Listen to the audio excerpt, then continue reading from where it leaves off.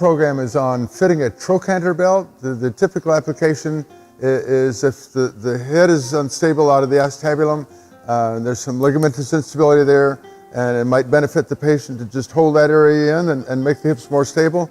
That can happen due to hormonal changes during pregnancy or through trauma or whatever.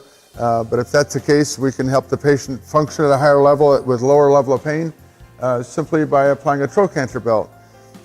For these, we obviously need a measurement for documentation at a minimum, and these do come in a couple of sizes. So we'll get a measurement at the level of the trochanter.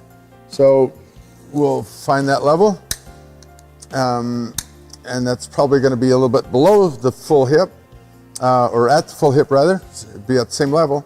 And so again, a snug hip measurement will equate to the level of the trochanter.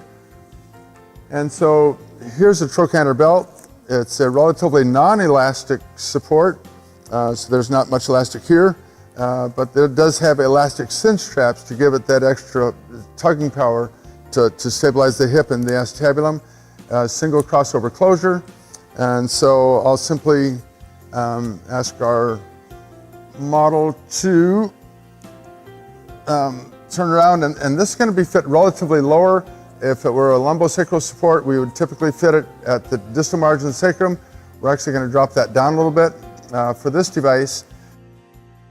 If we fit it too low, the patient won't be able to sit, because if it's fit too low, it will crumple up here in the groin area. So they may have to bring it up to the level of symphysis pubis again, and that should be a comfortably snug fit. And at that level, she should still be able to sit without undue impingement in the groin area. So now that that's positioned correctly, now there are cinch straps. We'll ask our patient to grab those and undo the Velcro. There we go. And those can be done simultaneous to get a level of support, and that's adjustable, an adjustable level of support to a point where their hips feel more stable when they function. So perhaps if they're going for a walk, they would tug those up a little bit. If they're relaxing for the evening, maybe they take a little bit of pressure off. So that would be adjustable to hold the head into the acetabulum based on their level of activity. As in fitting any orthotic device, we want to ask the patient to go ahead and have a seat so we can check the fitting. And we see in this device there is a tendency to get a little bit of bunching here in the groin area. It is a plush material. There's no rigid steels or anything there. So if there's a little bit of bunching, that should be okay. It's acceptable, tolerable. Okay, good.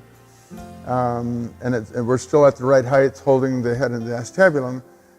So that would be fitting a trochanter belt.